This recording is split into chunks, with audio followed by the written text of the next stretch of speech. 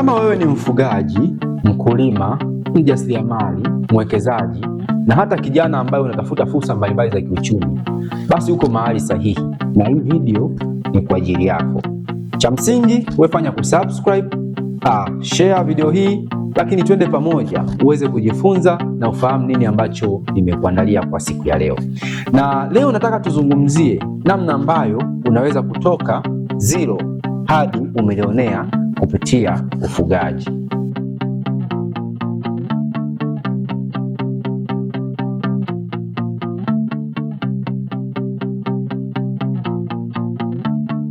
Watu wengi tunapozungumzia ufugaji huwa wanafikiri labda ni shughuli za watu wa vijijini, na wengine wanafikiri labda ni shughuli za watu ambao hawajasoma, na wengine wanaenda mbali zaidi, wanafikiri labda ni shughuli ambazo watu wanafanya kwa ajili ya kupata tu chakula na fedha ndogo ndogo, kitu ambacho sio kweli.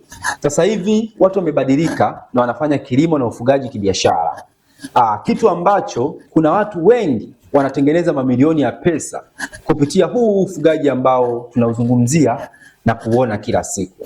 Sasa kitu kingine ambacho kinashangaza au kinasikitisha ni kwamba bado kuna watu wengi sana bado ni masikini, na sio kwa sababu ufugaji hauna pesa, hapana, ila ni kwa sababu hawajafahamu pesa iko wapi kwenye ufugaji. Sasa leo mimi kama mtaalamu wa ufugaji na kilimo nataka nikupe mbinu au nikueleze namna ambavyo wewe mfugaji unaweza ukatengeneza pesa kupitia ufugaji, lakini pia unaweza kutoka katika zero hadi kuwa milionea kupitia huu ufugaji. Cha msingi wewe fanya kusubscribe, lakini pia bofya alama ya kengele na endelea kutufuatilia vipindi vyetu ili uweze kujifunza na kufahamu mambo kadha wa kadha. Fursa ya kwanza ni biashara ya mayai au wengine wanaita kama cash flow machine. Kwa taswira ya kawaida au kwa mtazamo wa kawaida, unaweza ukaichukulia kama biashara ya kawaida au biashara inayofanywa na watu wa chini, kwa sababu tu ya mazingira ambayo tunakutana na wafanyabiashara au wauzaji wa mayai. Lakini ukweli ni kwamba yai lina nguvu moja kubwa sana. Ni kwa sababu gani? Kwa sababu linauzika kila siku. Tukichukulia mfano, labda unafuga ng'ombe, itakuhitaji miezi kadhaa au miaka kadhaa kuweza kuanza kutengeneza faida au kumuuza huyo ng'ombe wako. Lakini labda tukichukulia mfano pia kama unauza kuku wa nyama, itakuhitaji wiki kadhaa au hata miezi pengine kuweza kutengeneza faida.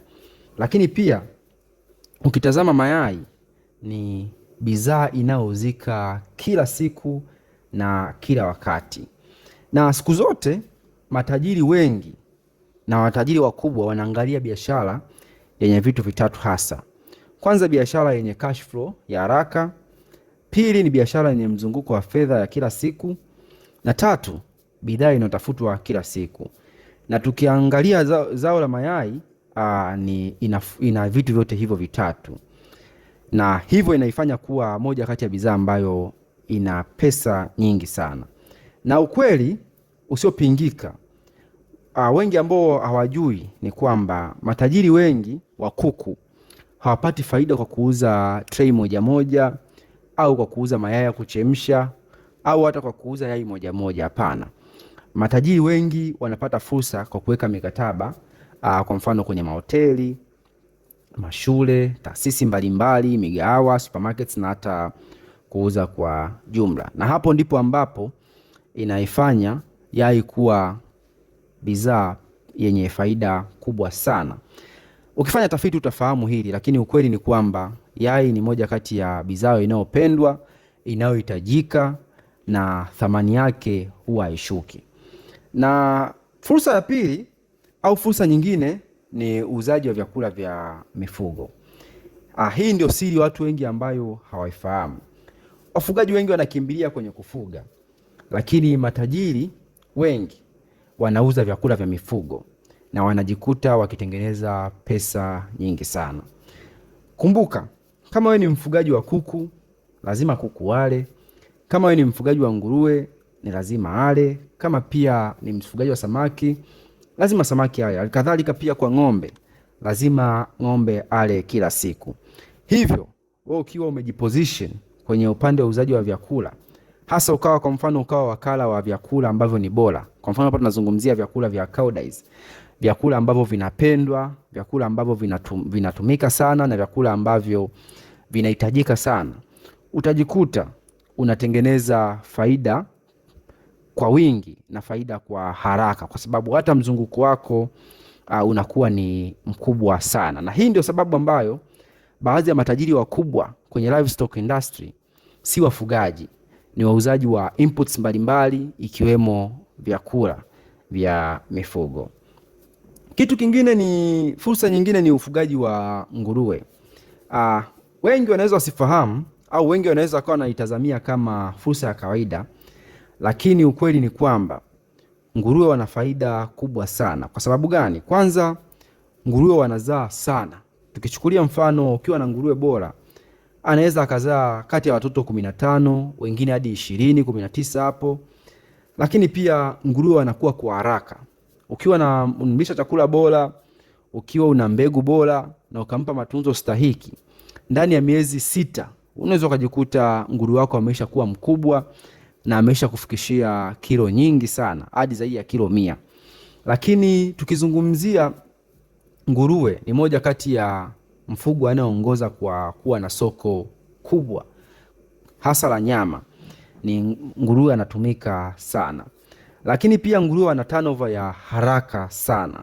Hiyo inafanya kuwa mfugo wenye faida kubwa sana. Na wengine wanaenda mbali zaidi, au wengine wanatazamia kwa ukubwa zaidi. Hawaishi kuuza tu nguruwe, hapana. Wengine wana process na kuuza kama sausage, kuuza bacon, kufanya processed pork, kufanya business ya kitimoto kwa ukubwa zaidi. Na hata wengine wanafanya breeding stock kwa ajili ya kuweza kuuza mbegu kwa wengine. Na kiukweli au kitaalamu, tafiti zinaonyesha kuwa sekta ya white meat ikiwemo pork inaongezeka kwa kasi sana kutokana na mahitaji ya mijini na ongezeko la watu wengi. Fursa nyingine ni biashara ya kuuza maziwa. Mimi binafsi huwa napenda kuita kama wealth building system. Na hii ni kutokana na kwamba mahitaji ya maziwa yako juu sana na kila siku yanatumika, iwe majumbani, iwe viwandani, iwe popote pale. Hii bidhaa ya maziwa ni moja kati ya bidhaa ambayo inapendwa na inatumika kwa wingi sana. Na kitaalamu ni kwamba fedha kubwa kwenye maziwa ipo katika processing. Na tafiti za Tanzania zinaonyesha kuwa processor mara nyingi ni wanapata faida kubwa sana kuliko watu ambao wanafanya production au watu ambao wako shambani moja kwa moja. Kwa hiyo wewe kama mfugaji au wewe kama mfanyabiashara ukijiposition katika sehemu hii, utajikuta unatengeneza faida kubwa sana. Na hii ndio maana ukiona mtu ana brand ya maziwa, anauza yogurt, anauza mtindi, anauza ice cream, basi ujue kuwa huyu mtu amehama level kabisa na amehamia level nyingine ya biashara. Fursa nyingine ambayo kama unataka kuingiza pesa unaweza ukaitazamia ni upande wa uuzaji wa zana pamoja na vifaa vya ufugaji. Ukweli ni huu kwamba kila mfugaji duniani anahitaji vifaa na zana. Na kadri ufugaji wa kisasa unavyoongezeka, ndivyo mahitaji ya vifaa yanavyoongezeka kila siku. Na hiyo ndio sababu baadhi ya watu hawafugi hata kuku mmoja, lakini wanatengeneza mamilioni kupitia vifaa vya ufugaji, kwa sababu zana kila siku zinaongezeka na zinabadilika. Kwa hiyo kila siku mfugaji atahitaji kuwa na zana ambazo zinaweza zikarahisisha ufugaji wake. Kwa mfano, ukiwa unauza drinkers, unauza incubators, unauza mashine za kukamlia, hizo zote ni bidhaa ambazo ni bidhaa ambazo zinahitajika kwa wingi sana. Na kila mfugaji, ni ndoto za kila mfugaji kuwa na zana au kuwa na vifaa ambavyo ni vya kisasa zaidi. Na kadri watu wanavyoendelea kuongezeka katika ufugaji, na hivyo ndivyo ambavyo market ya vifaa na zana inazidi kukua zaidi. Kwa mfano, unavyoona mfugaji anahangaika na mortality, unakuta huyu muuzaji wa vifaa, yeye ndio kwanza anatengeneza faida kubwa kwa kuuza vifaa na zana mbalimbali za kilimo na ufugaji. Fursa nyingine ni uuzaji wa byproduct zinazotokana na mifugo. Na kitu ambacho wafugaji wengi hawafahamu ni wengi bado wanatupa pesa nyingi, kwa sababu wafugaji wanaangalia mnyama mwenyewe, lakini matajiri wao wanaangalia kila kitu kinachotokana na huyo mnyama. Kwa lugha rahisi tu ni kwamba mfugaji wa kawaida yeye amefocus sana katika kuuza nyama au product ambazo zinafahamika kama maziwa na mayai, lakini mwekezaji mkubwa yeye huuza kila sehemu ya mnyama na kuweza kujitengenezea faida kubwa, na hapo ndipo ambapo fedha kubwa ipo bila watu kujua. Kwa mfano byproduct ambazo zinaweza zikawa na thamani kubwa na watu wafahamu ni kwa mfano samadi, biogas, tunapozungumzia ngozi, manyoya ya kuku, tunapozungumzia damu za mifugo, mifupa na pembe. Hizi zote ni faida au ni byproduct ambazo zinaweza kukuletea faida kubwa sana. Kwenye livestock industry kila kitu kinaweza kuwa bidhaa, na sio bidhaa tu, zinaweza kuwa ni bidhaa ya thamani zaidi.